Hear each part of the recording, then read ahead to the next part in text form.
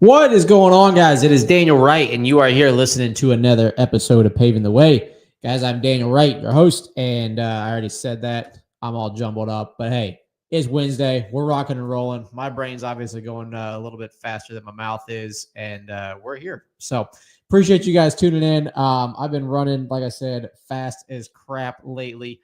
It is that time of year, like we talked about last week, quarter four and more, where we are running and running and running. So it's been a fun week so far. Doing a little experiment with my time this week. So that's probably part of the reason why my brain is not exactly moving in sync with my mouth right now. But nonetheless, we are rocking and rolling.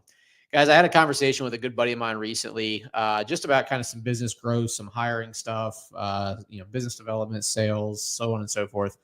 And one of the topics that kind of came up is about, never feeling ready, whether it's ready, parents say that, well, we'll have kids when we're ready. It's like, well, you'll never be ready. Or they say, we'll buy the house when we're ready, or whatever it may be. You're never going to feel ready for any major thing in your life. And so as we're going through, quarter four, as we've already talked about, as we're planning for 2025, as we're looking at these next steps that we're taking in life, in business, in leadership, whatever it may be, there's a few topics that I want to cover when it comes to not feeling ready. So there's going to be, things such as, you got to make sure you know where you're trying to get, that, what you need to get there, and that you got to know how you're measuring those things, right? So I got a few points to hit today. With all that being said, let's get started.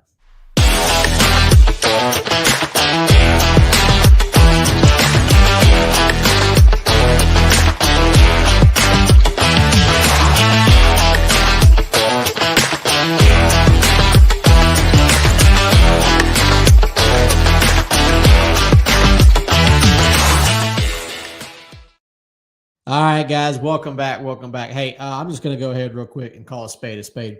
That intro I just gave y'all was absolute dog crap. So if you are still listening right now, I appreciate you. Thank you very much for bearing with me. Got a little tongue-tied and had no idea what the heck I was saying there for a minute. So, but hey, I took those, 21 seconds or so from the badass intro video that we got here and got my thoughts, together for you guys, and we'll rock and roll with it. So, guys, like I said a second ago, I'm doing a little experiment this week with my time. I've kind of done it in spurts before. I know I've had a couple people who work in the company and on our team that I've had them do it for various reasons, but it's really about like time management, right?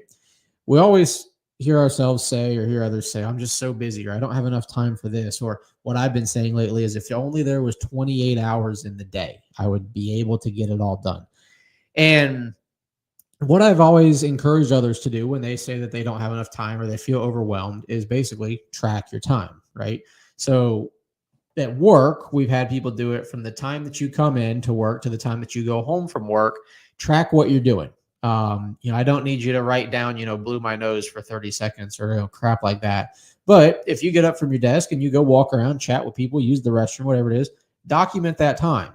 Because there's some people who they do that every freaking 10 minutes. And next thing you know, they're doing it 20 times a day.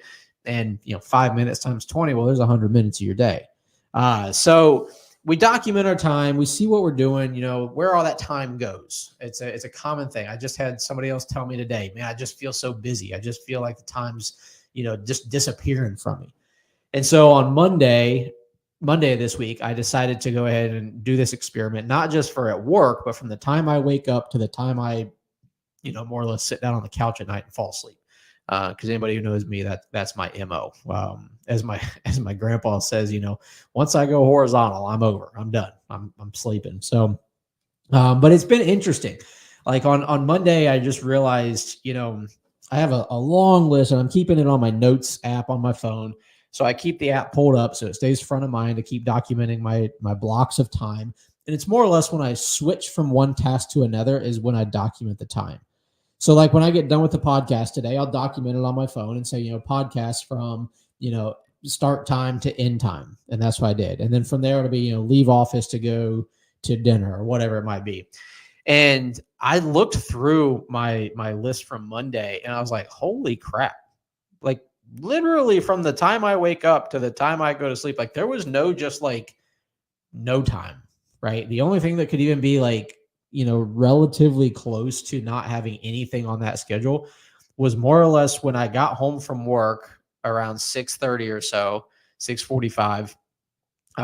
Kelsey and I made dinner. We ate dinner and cleaned up dinner. That was about the only chill time. And then by that time it was about 8:30 or so after I showered and got on the couch, and I was pretty much out after that. So it's like from 5:15 a.m. till about, 6:45 when it was time for dinner, when we were cooking dinner, it was just going constantly, whether it was driving from one place to another, doing a site visit, meeting with somebody, doing estimates, emails, helping people in the office, answering phone calls, whatever it was. I was like, holy shit, I guess I'm not actually that lazy. The reason I need 28 hours is because I actually need 28 hours. But maybe that's not the case, right? Maybe I need someone to help me with some things. Maybe I need to add more people to the team. Maybe, just maybe, there's other ways to build time into the day other than try to find 28 hours. And so that leads me into the conversation today of you'll never feel ready, right?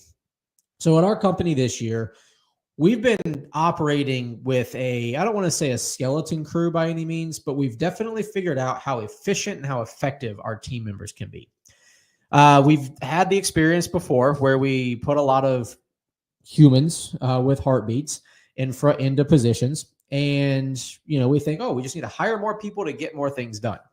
What we've realized this year is actually with a thinner crew of dedicated individuals that are highly trained and skilled, we can actually accomplish a whole lot more. However, that can only scale so far, right? People, we've talked about it before, people can only scale so far. Systems scale, people don't. So this year, we've been able to focus on building out and fine-tuning all of our systems, all of our processes, all of our training material, our onboarding, our online learning platform, so on and so forth. However, there still needs to be the opportunity to bring on more people. Now, whether those more people is in the operations department, the sales department, marketing, whatever it may be, it all varies, right? For us in particular, our next big move is going to be in our sales department. And so I was talking with a good buddy of mine about hiring and bringing people on, and what are reasons why some companies hold back, some companies just go for it, whatever it was. But the common theme that came up is that a lot of times small business owners, especially kind of like myself, they tend to feel like, they make a lot of decisions or lack of decisions based off of feelings. Well, it just doesn't feel right. I don't feel like we're ready. I don't feel like it's the right time. I don't feel like the cash flow is there. I don't feel like this. I don't feel like that. As we've talked about before, guys, the business doesn't give a shit about our feelings, right? Your life and the things that you were set on this earth to do doesn't actually care about you and your feelings. It cares about whether or not you achieve results. And so with that being said, any major thing in life that you're feeling called to do, right? Like there's a feeling, you're saying like, man, something's got to change. Right. My feeling lately has been I need 24 hours in the day. I need 28 hours in the day because 24 is not enough. So there's that feeling, that internal feeling. But then when I think about, okay, yeah, I just need to go hire people. I'm like, I don't know if we're ready for that. I don't know if we got this. I don't know if that's ready. I don't know if the training's set up. I don't know if the onboarding's set up, whatever it may be. So there's always going to be those feelings of things. But nonetheless, there's a few points that I can get into about what to do when you don't feel ready, right? Because let's face it, I have made a lot of decisions and made a lot of moves in the course of our business, in the course of leadership over the last 8 years within just Proline. That doesn't include the other things I've done, prior to Proline. But I've made a lot of things happen when I don't feel ready. And oftentimes I've found that when you don't feel ready, but you feel like something needs to change, is probably the time where you need to make some moves and make them quick. So when you don't feel ready to make that move, whatever it may be for you, the first thing that you need to do is you need to establish a clear objective, right? So for me, and I'm just going to keep using myself as an example here because it's the easiest thing to do. I've been saying I need 28 hours in the day. Right. So the objective is to try and get back some of my time because I don't have enough of it in the day. So the clear objective here is how am I going to be able to get some of my time back? That's the clear objective. What are things that I'm doing throughout my day that I could then have somebody else do? If I were to hire somebody, what could I have them do out of my day? Because I don't have enough time to get it all done. So there's the strategic goal to it, right? The strategic goal is, okay, the objective is I need 28 hours in a day. So I'm trying to find 4 more hours in my day. So strategically is, well, what I could do is I need somebody to do that. Okay, well, another person can help me get these things done. Believe it or not, guys, there's people out there who want to help you win. Okay, because if you win, then they win. Everybody's winning. Lots of winning going on. But the strategic goal is, all right, we need another person to help me get this done. The tactical part of it is, what specifically are they going to do? Right? If you recall, I said on my Monday when I was tracking my time, a lot of my time was spent driving to sites, visiting with clients, going over scopes of work, assessing properties, putting numbers together, estimates together, so on and so forth. Well, I would be willing to bet if I was to pull the report on my Monday time usage, there was around 4 hours of my time spent driving to sites and or assessing sites. So could I tactically hire someone to do the assessments on the sites? Could that get me that 4 hours back for that day right there? Maybe. So as I go through that side of it, right, I have the strategic part of it of we're going to hire somebody in to help get this done. The tactical side of it, what specifically are they going to do?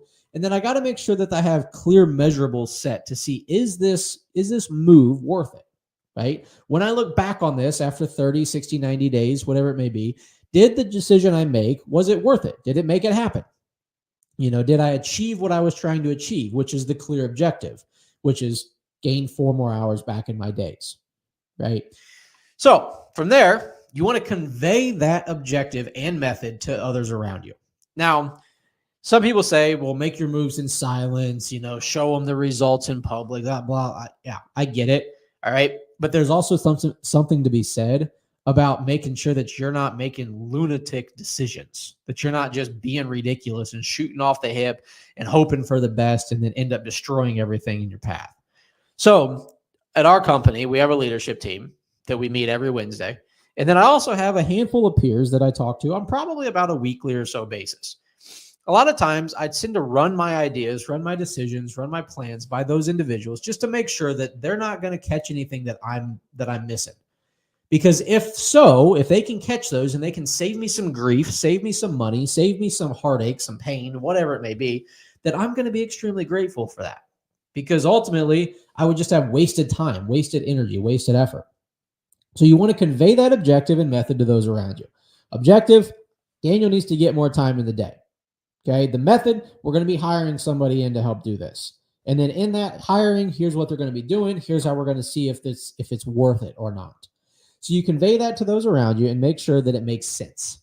If they're all like, yeah, absolutely, makes perfect sense, you're on board with it.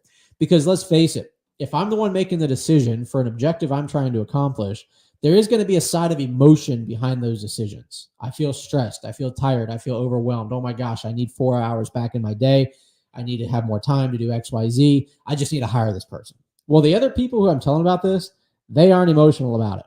It's pretty black and white to them. Yep, Daniel, you're running around like freaking crazy. You need more time in your day. I think hiring someone and having them do these things would be very beneficial to you.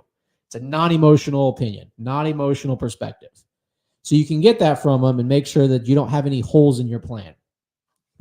Oftentimes the biggest holes in the plans come from emotional decisions because we just want to act. We want to make it happen. We want to get rid of the pain that we're feeling to try and accomplish the objective we're seeking. And so if we make sure that the people around us can make sure that we are making sense in what we're trying to do, as well as make sure there's not any holes in our plan, then we move on to the third and final step, which is pull the trigger, make it happen. So you got to just put the plan into motion because no great thing was ever built on ideas. It was built on actions, right? No major progress was built on just talking about what you might be able to do or what you could accomplish or what you should do. It was built on making things happen. It was built on pulling the trigger and just putting things into motion. You previously set the measurables, right? So earlier, it was the example of how much time is Daniel gaining back in his day if he hires someone strategically to tactically do the site visits and estimates and meet with the clients and so on and so forth. And if we're watching those measurables and all of a sudden I start watching it back and I have more time to build relationships within my company. I have more time to build business development with our clients. I have more time to work on marketing strategies. I have more time to do these other things that the CEO of a company should and would like to be doing. Then yes, the measurables are being hit. We're on track. If for some reason we're not hitting those measurables, if we're not tracking on those things, then you just need to make the adjustments as needed and keep moving. The most important part of this, guys, is to keep moving, right? I believe it's what is it? Something in motion will stay in motion until acted upon by an outside force. Oftentimes, guys, we're the ones who are the outside force that stop the progress, that stop the momentum that we have rolling. So keep the progress going. If you have the clear objective, if you have the clear strategy, you have the clear tactics, and you have the clear measurables, guys, keep moving. Don't give up on it. Don't quit on it when it gets hard. Don't second guess yourself. Have buyer's remorse, because at the end of the day, we can second guess ourselves to death. And it just doesn't get us anywhere. We make no progress. We keep running on this treadmill. We keep spinning our wheels, and we can't figure out why we're not moving ahead. So, guys, like I said, at the end of the day, any big decision that you're going to make in your life, in your business, in your leadership journey, you will never feel ready. And those decisions and those results don't actually care how you feel. They care about what you do. So, as somebody who needs to take my own advice and make some decisions and make some things happen in our business, because I have people counting on me, I encourage you to look at yourself, your business, your position, your life, your family, whatever it may be, and see what things do you need to just pull the trigger on. What things do you need to clarify what you're trying to achieve, how you're going to achieve it, make sure you don't have any holes in the plan, and pull the trigger. Because I can promise you, there's a really solid chance that you are holding back on your potential, that you're trying to play it safe, that you're trying to take it easy, you're trying to not get hurt, to not take a risk, not take a chance. And if you want an average life, if you want something that you're not going to be proud of when the day comes that your life is over, then keep doing that. But if you want to make a difference, if you want to have something to be proud of, if you want to have something for your kids, your team, your family, your friends, whoever it may be, to talk about in a positive light, when you're dead and gone, you have to make decisions. You have to do things even when you don't feel like it. Okay, I can't stress it enough. The results that we achieve in life, the things that we accomplish, don't care about how we feel. They care about what we do, because that's the only thing that matters. So, guys, obviously I'm a little fired up about this today. This is a topic that's front of mind for me. It's fun as heck to be talking about this stuff, because, like I tell you guys, these things I speak about on here, it's selfishly, it's to document our journey, right? Because one day, God willing, then I'm old and I look back on this stuff, I'm going to be like, man, back in, the end of 2024, Daniel was freaking fired up. He thought that was a big thing he was going through. Little did he know what was coming next year, right? But it's fun, man, because this stuff, it holds me accountable, because I know that there's more of you out there listening to this than what you're commenting and liking and sharing this about. But nonetheless, I know that there's people who watch this. I know there's people who look up to this. I know there's people who resonate with it. And if I'm not living out the things that I'm talking to you guys about on here, then I'd be a fraud. I'd be an imposter. And we don't want that. So getting up here and talking about this stuff with you guys definitely holds me accountable. Hopefully it holds you accountable. If you're going to benefit from this, or if you know somebody who would benefit from this, all I ask is you just share it with them. Send them over to it. Drop their name in a comment, tag them in it, something like that. Because ultimately, guys, I just want to help other people win. I want to help other people. I want to pave the way for their success, their victories in their lives through the experiences that I'm going through. So, guys, I appreciate you tuning in. I appreciate you sticking through my ramble there at the beginning of this show. I don't know what the heck was going on there, but nonetheless, we made it through. I appreciate you guys. I hope you have a fantastic rest of your week. Find some decisions that you need to make regardless of how you feel, and we will see you next week. Take care.